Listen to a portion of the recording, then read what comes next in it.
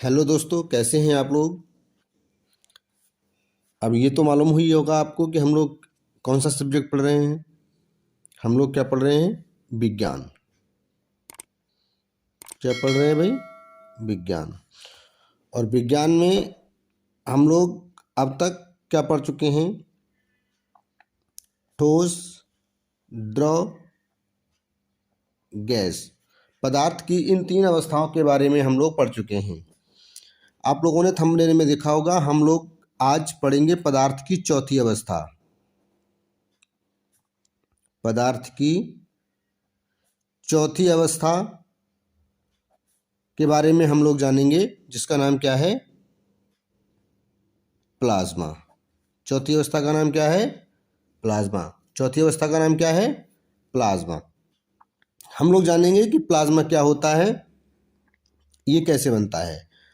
हम लोगों को बस इतना जानना है कि इससे कंपटीशन में जो सवाल हैं, प्रश्न हैं, वो कैसे उठाए जाएंगे और हमको उन सवालों का जवाब देना है। प्लाज्मा को समझने से पहले आप लोगों को ये समझना होगा, ठोस, द्रव, गैस, इन तीनों के बारे में समझना होगा। और इन तीनों के लिए अलग से वीडियो आ चुकी है, तीनों के गुण क्या होते हैं, अलग से तीनों के लिए वीडियो बनी हुई है, तो आप उसको पहले देख लेंगे। और अगर नहीं देखी है तो प्लेलिस्ट में जाके सुपर टेट के नाम से एक प्लेलिस्ट बनी हुई है, उसमें जाके सारी की सारी वीडियो क्रम से पड़ी हुई हैं, आप उनको देख सकते हैं। तो आइए समझते हैं प्लाज्मा। प्लाज्मा को समझने के लिए आपको ये मान लीजिए, ये है बर्फ। बर्फ मतलब ठोस। अगर हम बर्फ को गर्म करते हैं तो क्या बनता है? ये पानी, यानी कि द्रव। अगर हम इसको और गर्म करते हैं तो क्या बनता है? गैस, यानी कि भाप। ठीक है, गैस। यानी कि जो जल होता है वो पदार्थ की तीनों अवस्थाओं में पाया जाता है, ठोस, द्रव, गैस। ठीक है, पानी तीनों अवस्थाओं में पाया जाता है। अच्छा, आपने देखा कि पदार्थ की जो तीन अवस्थाएं आपने पढ़ी थी, तीनों अवस्थाएं आपको यहाँ मिल गई। ठीक है, अब आपको देखना क्या है? अब आपको देखना ये है कि ठोस, द्रव, गैस, जब इनको हम ताप देते हैं तो इनकी क्या होता है? अवस्था में परिवर्तन हो जाता है। ठोस अवस्था से ये द्रव अवस्था में चला गया, ये द्रव अवस्था से गैस अवस्था में चला गया। तो इसका मतलब क्या है? आपको यहाँ देखना क्या है? आपको ये देखना है कि जब इनकी अवस्था में परिवर्तन होता है, जब कोई ठोस द्रव में बदलता है, जब कोई द्रव गैस में बदलता है, तो आखिर इनके अणुओं के बीच क्या होता है? ऐसा क्या होता है कि जिससे इनकी अवस्था में परिवर्तन हो जाता है? ठीक है, आइए देखते हैं। ये देखिए क्या है? ठोस। ठोस में आप पहले पढ़ चुके हैं, पुरानी वीडियो में आप देख चुके हैं कि ठोसों के जो परमाणु होते हैं वो बहुत ज़्यादा पास पास होते हैं, बहुत ज़्यादा मजबूती से जुड़े होते हैं, इनके बीच आकर्षण बल बहुत अधिक होता है। वहीं आपने द्रव में क्या देखा था? द्रव में इनके जो परमाणु होते हैं वो ठोसों की अपेक्षा कुछ अधिक दूरी पर होते हैं, इनके बीच आकर्षण बल ठोस की तुलना में कम होता है। वहीं आपने गैस में देखा था कि इनमें जो आकर्षण बल क्या होता है? नगण्य होता है, इनके बीच की दूरी भी ज़्यादा होती है। अच्छा, जब हम ठोस को गर्म करते हैं, यहाँ हम क्या करेंगे? इसको गर्म करेंगे, तो जो इसके जो परमाणु होते हैं ये ऊर्जा पाकर जब इनको ऊर्जा मिलती है तब क्या होता है? इनकी गतिज ऊर्जा जो होती है बढ़ जाती है और ये तेज़ी से कंपन करने लगते हैं, जिससे क्या होता है? इनके बीच जो आकर्षण बल होता है वो कम हो जाता है, इनके बीच की दूरी बढ़ जाती है, जिससे क्या होता है? ये द्रव अवस्था में आ जाता है। क्योंकि आप जानते हैं कि द्रव अवस्था में क्या होता है? आकर्षण बल कम होता है। तो जब ठोस को गर्म करेंगे, इनके अणुओं की गतिज ऊर्जा बढ़ जाएगी, इनके बीच की दूरी बढ़ जाएगी, तो वो किस तरह की अवस्था में पहुंच जाएगा? द्रव अवस्था में पहुंच जाएगा। अच्छा, जब हम इसको द्रव को भी गर्म करते हैं तो इनके अणुओं की गतिज ऊर्जा और अधिक बढ़ जाती है। गतिज ऊर्जा और अधिक बढ़ जाने से क्या होता है? इनके बीच आकर्षण बल और भी कम हो जाता है और ये एक दूसरे से बिल्कुल स्वतंत्र होना चाहते हैं, और अब ये कौन सी अवस्था में पहुंच जाते हैं? गैस अवस्था में पहुंच जाते हैं। अब आप सोच रहे होंगे कि हम ये चीज़ तो पहले बता चुके हैं, आज पढ़ाना था हमको प्लाज्मा और हम बता रहे हैं वही पुरानी बात। ठहरिए, प्लाज्मा को समझने से पहले इस चीज़ को समझना बहुत ज़रूरी है। आइए अब चलते हैं हम प्लाज्मा पर, क्योंकि प्लाज्मा क्या है, हमारी चौथी अवस्था है, इसी के आगे आएगी प्लाज्मा।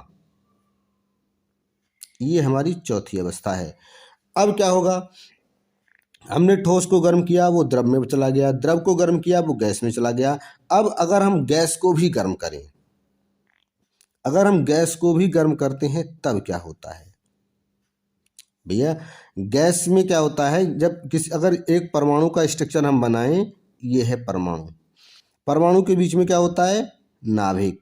ये शुरुआती वीडियो में सब कुछ बता चुके हैं, पदार्थ क्या होता है, पदार्थ कितने प्रकार के होते हैं, पदार्थ में इलेक्ट्रॉन प्रोटॉन न्यूट्रॉन कहाँ होते हैं, पदार्थ परमाणु के कौन कौन से भाग होते हैं, ये सब बता चुके हैं भैया।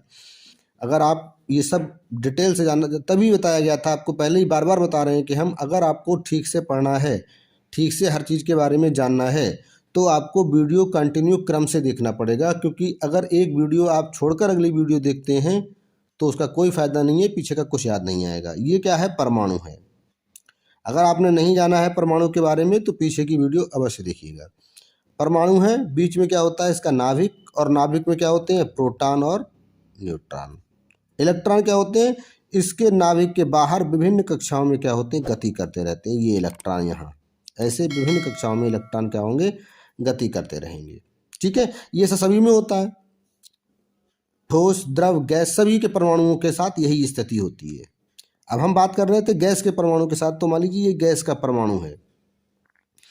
अब हम क्या करेंगे, जब गैस के परमाणु को भी गर्म करेंगे, गर्म करने का मतलब इसको ऊर्जा देंगे। ठीक है, जब गैस के परमाणु को ऊर्जा दी जाएगी तो गैस के परमाणु को ऊर्जा देने पर क्या होगा, ये जो इलेक्ट्रॉन हैं, इन इलेक्ट्रॉनों की ऊर्जा क्या हो जाएगी, बढ़ जाएगी। जब इन इलेक्ट्रॉनों की ऊर्जा बढ़ जाएगी तो इलेक्ट्रॉन क्या करेगा, अपनी कक्षा को छोड़ देगा, इलेक्ट्रॉन बाहर चला जाएगा, अपनी कक्षा को छोड़ के बाहर चला जाएगा। अब आप देखिए कि जब इलेक्ट्रॉन कक्षा को छोड़कर बाहर चला जाएगा, तो जब पीछे पढ़ाए थे हम आपको, उसमें समय भी बताए थे कि जब इलेक्ट्रॉन निकलता है तो क्या बनता है। जब इलेक्ट्रॉन निकल जाएगा तो क्या बनेगा, धनायन बनता है। पीछे की वीडियो देखिएगा जरूर। जब इलेक्ट्रॉन निकलता है तो क्या बनता है, धनायन बनता है। इसका मतलब क्या हुआ कि अगर हम गैस को और अधिक ऊर्जा दें, ठीक है, गैस को और अधिक गर्म करें, गैस को और अधिक ताप दें, बहुत ज़्यादा ताप दें, तो क्या होगा, उसके अंदर क्या हो जाएगा, ऋणायन।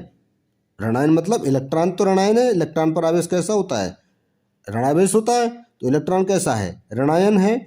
और जो जब ऋणायन एक निकल जाएगा, इलेक्ट्रॉन एक निकल जाएगा, तो परमाणु कैसा हो जाता है, धनावेशित। तो क्या हो जाएगा, धनायन और ऋणायन दोनों बनते हैं। जब हम गैस को क्या करेंगे और गर्म करेंगे तो उसमें जो परमाणु होते हैं वो क्या हो जाते हैं, आयनित हो जाते हैं, अर्थात उसमें धनायन और ऋणायन बन जाते हैं। यही अवस्था क्या होती है, प्लाज्मा कहलाती है। ठीक है, प्लाज्मा क्या है, प्लाज्मा कुछ नहीं है, वो धनायन और ऋणायनों का एक मिक्सचर है। जब गैस को और अधिक गर्म किया जाएगा तो गैसें क्या हो जाती हैं, आयनित हो जाती हैं। ठीक है, गैसें जब आयनित हो जाती हैं तो उसमें क्या होता है, धनायन और ऋणायन बन जाते हैं गैस की। यही अवस्था क्या कहलाती है, प्लाज्मा अवस्था कहलाती है। इस स्थिति में, प्लाज्मा स्थिति में टेम्परेचर बहुत ज़्यादा हाई होता है, तापमान बहुत ज़्यादा हाई होता है। और प्लाज्मा जो अवस्था होती है ना तो ठोस होती है और ना ही द्रव होती है। ये अर्ध ठोस और अर्ध द्रव होती है, आधी ठोस और आधी द्रव की अवस्था होती है। ना तो पूरी तरह से ठोस होता है ये, और ना पूरी तरह से द्रव होता है। ठीक है, अच्छा, इनके उदाहरण के लिए आप देख सकते हैं, जितने स्टार, स्टार मतलब तारे, ठीक है, तारों पर जो ईंधन होता है, तारों का जो ईंधन होता है वो कौन सी अवस्था में होता है, प्लाज्मा अवस्था में होता है। तारों का ईंधन कौन सी अवस्था में, प्लाज्मा अवस्था में होता है। ठीक है, दूध की जारी देखी है आपने, दूध की जारी, दूध नहीं, दूध की जारी, दूध की जारी को देखेंगे तो वो ना तो ठोस होगी और ना ही द्रव होगी, वो भी कौन सी अवस्था में होती है, प्लाज्मा अवस्था में होती है। ठीक है, अवस्था प्लाज्मा होती है, लेकिन जो स्टार जो होते हैं, सूर्य है, जितने भी तारे हैं, सभी तारों पर का जो ईंधन होता है वो कौन सी अवस्था में होता है, प्लाज्मा अवस्था में होता है। ठीक, अच्छा, एक बात और गौर करिए कि अगर आप अपने कमरे में, जिस कमरे में आप हैं, उस कमरे में अगर आप देखेंगे तो सबसे ज़्यादा जो पदार्थ है वो किस अवस्था के हैं, सबसे ज़्यादा पदार्थ किस अवस्था के हैं, आप पाएंगे कि सबसे ज़्यादा पदार्थ जो है वो ठोस अवस्था के हैं।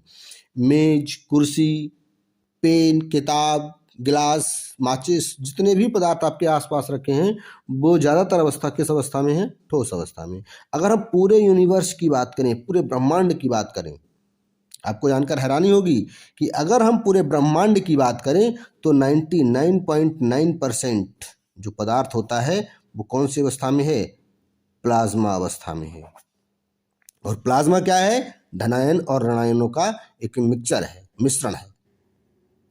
99.9 अवस्था में क्यों है, ये हम क्यों कह रहे हैं। अब देखिए, हमने क्या कहा कि जो स्टार होते हैं, सूर्य होते हैं, तारा है, ठीक है, सूर्य भी एक तारा ही है, स्टार जितने भी होते हैं उन पर जो भी ईंधन है वो कौन सी अवस्था में है, प्लाज्मा अवस्था में। और एक सूर्य अकेला, एक सूर्य कितना बड़ा सूर्य है, उस पर कितना सारा प्लाज्मा होगा, और फिर कितने सारे स्टार हैं, उन सभी स्टार पर प्लाज्मा है।